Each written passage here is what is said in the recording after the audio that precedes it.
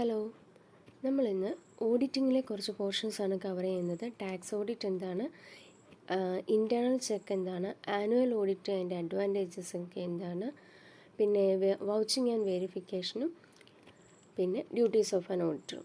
അതിനകത്ത് first one tax ഓഡിറ്റാണ്. Tax audit എന്ന് പറഞ്ഞാൽ എന്താണ്? ഒരു ബിസിനസ് കൺസേണിൻ്റെ അവരുടെ ഫൈനൽ അക്കൗണ്ട്സ് നമ്മൾ പരിശോധിച്ച് ഓഡിറ്റിംഗ് നടത്തുകയാണ്. എന്തിനു വേണ്ടിയിട്ടാണ്? For the purpose of determining the tax payable by it. ആ ഓർഗനൈസേഷൻ എന്തേലും ടാക്സ് ആണ് പേ ചെയ്യേണ്ടതെന്നുള്ളതിനെ പറ്റി ഒരു അസസ്മെൻറ്റ് നടത്താൻ വേണ്ടിയിട്ട് നമ്മൾ കണ്ടക്ട് ചെയ്യുന്ന ഓഡിറ്റിനെയാണ് എന്തെന്ന് പറയുന്നത്? ടാക്സ് ഓഡിറ്റ് എന്ന് പറയുന്നത്. അത് ടാക്സ് ഓഡിറ്റ് കണ്ടക്ട് ചെയ്തു. അത് കഴിഞ്ഞ് വെച്ചിട്ട് അതിൻ്റെ റിപ്പോർട്ട് എന്ത് ചെയ്യും? ടാക്സ് അതോറിറ്റിക്ക് സബ്മിറ്റ് ചെയ്യും. ഓക്കെ. ദെൻ നെക്സ്റ്റ് വേണമെന്ന് പറഞ്ഞാൽ ആനുവൽ ഓഡിറ്റ് അല്ലെങ്കിൽ ഫൈനൽ ഓഡിറ്റാണ്. ആനുവൽ ഓഡിറ്റ് എന്ന് പറയുന്നത് conducted after the closing of financial year. ആ ഒരു വർഷം ഫിനാൻഷ്യൽ ഇയർ, ഒരു കൺസേണിൻ്റെ ഫിനാൻഷ്യൽ ഇയർ എൻഡ് ചെയ്ത് കഴിഞ്ഞേച്ച് നമ്മൾ നടത്തുന്ന ഓഡിറ്റിനെയാണ് നമ്മൾ ആനുവൽ ഓഡിറ്റ് എന്ന് പറയുന്നത്. അപ്പോൾ ഇതിൻ്റെ മേജർ അഡ്വാൻറ്റേജസും ഡിസഡ്വാൻറ്റേജസും പറഞ്ഞാൽ, അഡ്വാൻറ്റേജസ് ആയിട്ട് നമുക്ക് പറയാം, ഒഫീഷ്യൽ വർക്കിനെ അല്ലെങ്കിൽ നമ്മുടെ ഡേ ടു ഡേ ലൈഫിനെ, വർക്കിംഗ് ലൈഫിനെ യാതൊരു വിധത്തിലും ഇത് ബാധിക്കത്തില്ല. ഇയർ എൻഡിങ് കഴിഞ്ഞിട്ടല്ലേ, അപ്പം അത് നമ്മുടെ ഡെയിലി വർക്കിംഗ് ലൈഫിനെ ഒന്നിനെ അഫക്റ്റ് ചെയ്യാനായിട്ട് പറ്റില്ല. പിന്നെ ഓൾട്രേഷൻ്റെ ചാൻസൊക്കെ വളരെ കുറവാണ്.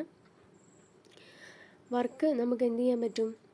ഈസി ആയിട്ട് കംപ്ലീറ്റ് ചെയ്യാൻ പറ്റും. അതായത് ജസ്റ്റ് 2 days അല്ലെങ്കിൽ 1 weekനുള്ളിൽ നമുക്ക് ആ കാര്യങ്ങളെല്ലാം സ്മൂത്തായിട്ട് ചെയ്ത് തീർക്കാൻ പറ്റും.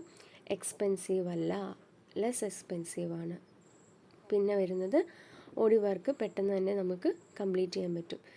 എക്സ്പെൻസീവ് അല്ല, കാരണം അതിനെ കണ്ടിന്യൂറ്റി ഒന്നും നഷ്ടപ്പെടാതെ നമുക്ക് മെയിൻറ്റെയിൻ ചെയ്യാൻ പറ്റും.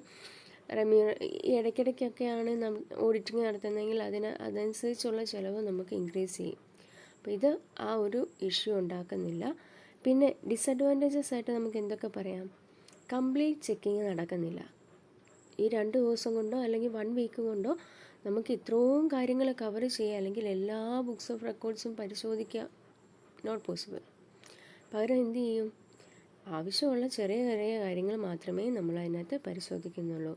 എറേഴ്സൊക്കെ ഇഷ്ടംപോലെ ഉണ്ടാവാം. അതൊന്നും നമുക്ക് കംപ്ലീറ്റ് പരിശോധിക്കുന്നില്ലാത്തതുകൊണ്ട് നമുക്ക് ഐഡൻറ്റിഫൈ ചെയ്യാൻ സാധിക്കത്തില്ല.